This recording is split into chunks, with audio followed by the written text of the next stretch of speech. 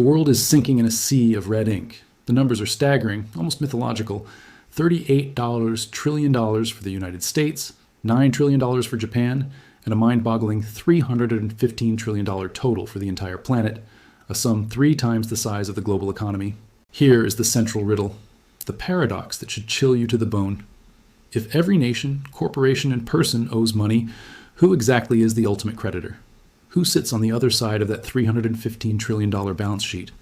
The answer is not a country, not a mysterious single entity, and certainly not what you have been taught. When you trace the line of debt to its absolute source, you discover a mechanism so ingenious and terrifying that it defines the modern world. The world does not owe money to anyone in particular. It owes money to itself. This isn't a naturally occurring economic phenomenon. This debt structure, this inescapable trap, was built by design.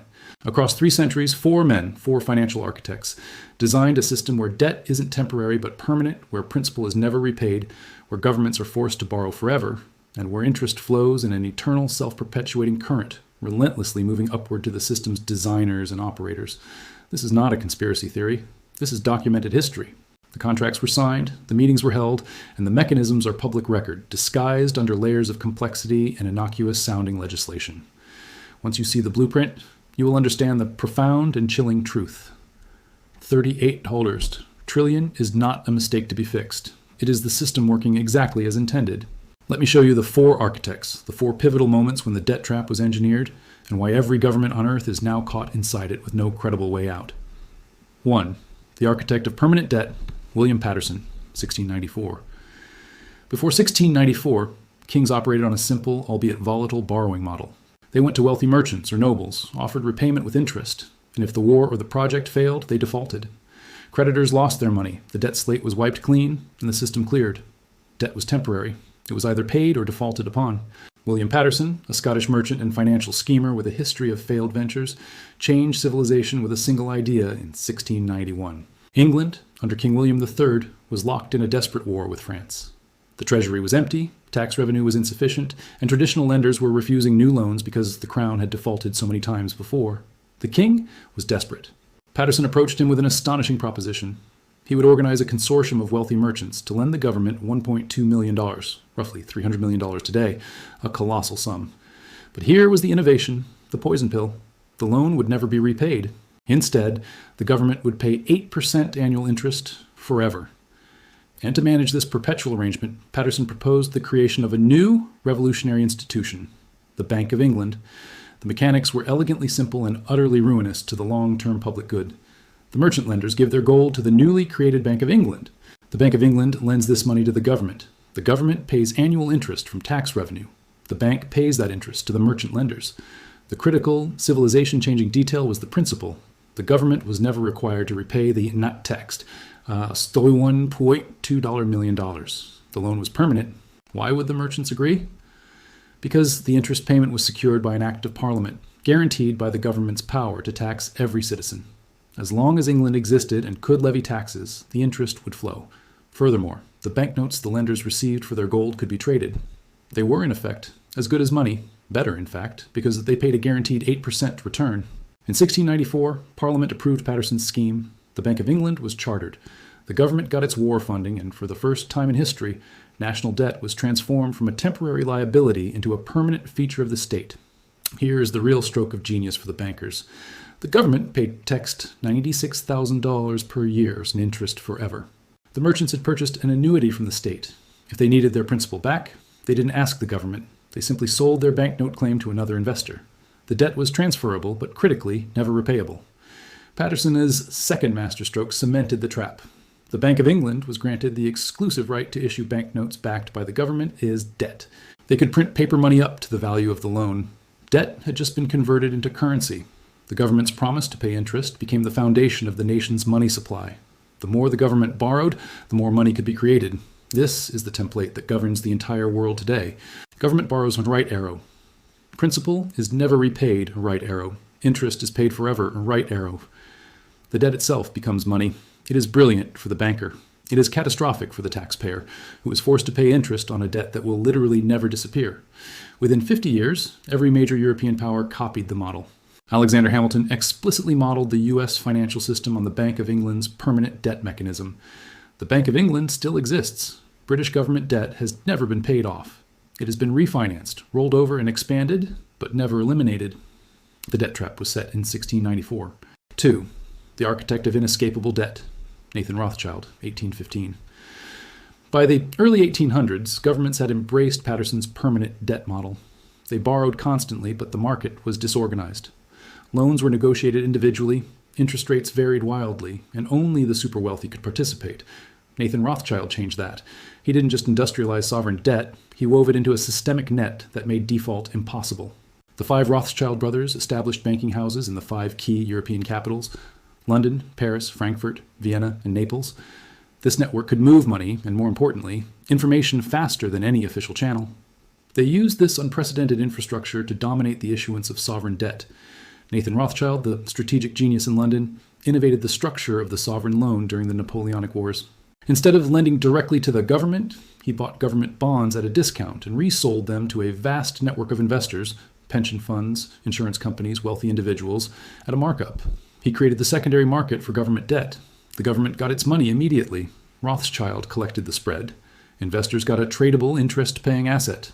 The mechanism darkened considerably after 1815. At the Battle of Waterloo, Nathan Rothschild famously received news of Napoleon's defeat via his own courier network before the official government messengers reached London. He used this information to brutally manipulate the bond market. He appeared on the floor of the stock exchange and began selling his British bonds, signaling that Britain was losing. Panic erupted. Investors, believing Rothschild had insider knowledge that Wellington had lost, raced to sell. Bond prices collapsed to rock-bottom levels. Rothschild's agents then quietly bought massive quantities of bonds for pennies on the dollar. When the official news of the British victory arrived the next day, bond prices skyrocketed. Rothschild made millions not from insider trading, but from controlling the information and the market's response. This established the Rothschild model: control the information, control the issuance, and control the market. By 1820, no major European government could borrow without going through the Rothschilds because they controlled the entire distribution network of investors and set the terms. Here is why this matters for the debt trap. Before Rothschild, a king's default only hurt a few individual creditors. The system reset. But Rothschild made sovereign debt tradable across international borders. A British government bond might be owned by a French investor who sold it to a German bank, which used it as collateral for a loan to an Italian aristocrat. The web of ownership became so complex and global that defaulting wasn't just refusing to pay one creditor. It meant collapsing an entire interconnected international financial network. This is the Rothschild innovation. Make debt so interconnected that default is not a moral failing, but an act of systemic self-destruction. Governments were trapped. They had to keep borrowing to pay the interest on the old debts, because a default would bring down the entire financial edifice they were embedded within. The debt trap was no longer just permanent. It was inescapable. 3. The architect of infinite debt, J.P. Morgan, 1913. By the turn of the 20th century, the United States was an economic giant, but its financial system was primitive. Banks operated independently, the money supply was subject to panics, and there was no mechanism to centralize the management of debt. J.P. Morgan set out to fix that, not for the public good, but to guarantee the stability and dominance of his banking empire. In the financial panic of 1907, stock prices crashed and banks failed. Morgan, at the age of 70, personally organized a bailout. He locked the major New York bankers in his library and essentially forced them to pledge their own capital to stabilize failing institutions. He became the de facto central banker of America, but he knew the system needed a permanent mechanism that transcended one man. Morgan and his associates, the most powerful bankers in America, met in secret on Jekyll Island, Georgia, in 1910. They knew Americans hated the idea of a central bank, which was seen as a tool of Wall Street aristocracy. So they designed a system disguised as decentralized and democratic. The result was the Federal Reserve System. It wasn't called a central bank, it was 12 regional banks. It was supposedly overseen by a government board. But the structure ensured banker control. The regional Federal Reserve banks were privately owned by the member banks, Morgan's institutions. The most important power, the power to create money and buy government bonds, was vested in the Federal Reserve Bank of New York, which was controlled by the largest Wall Street banks. The Federal Reserve Act passed in December 1913, largely because most representatives didn't understand the complexity of what they were voting for.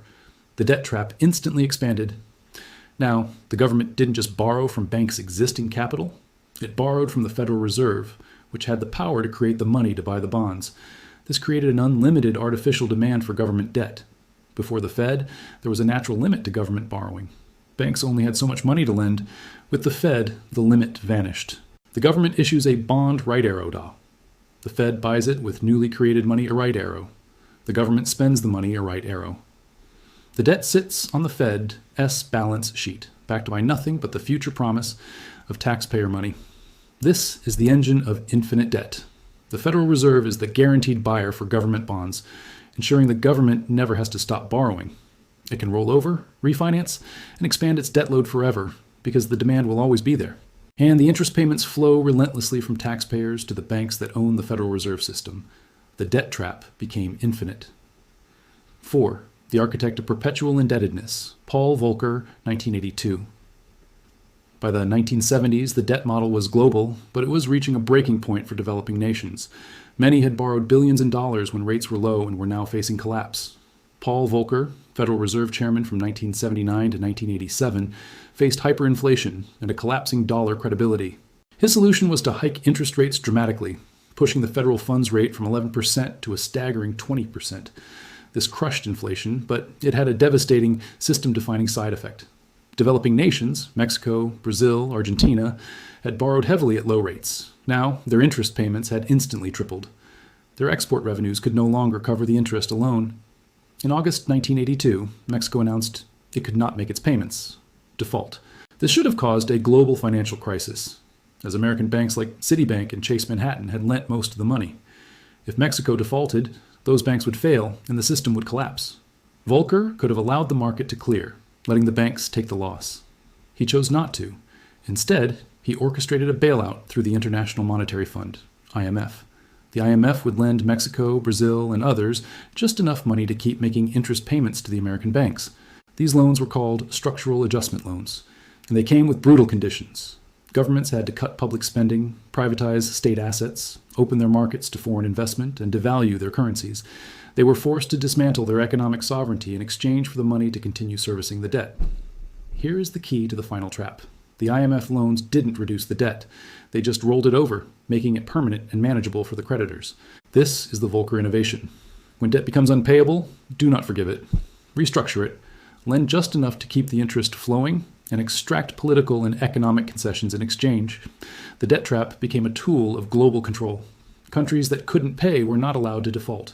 They were refinanced into permanent indebtedness, forced to sell their assets and submit to foreign economic policy for the privilege of staying in debt.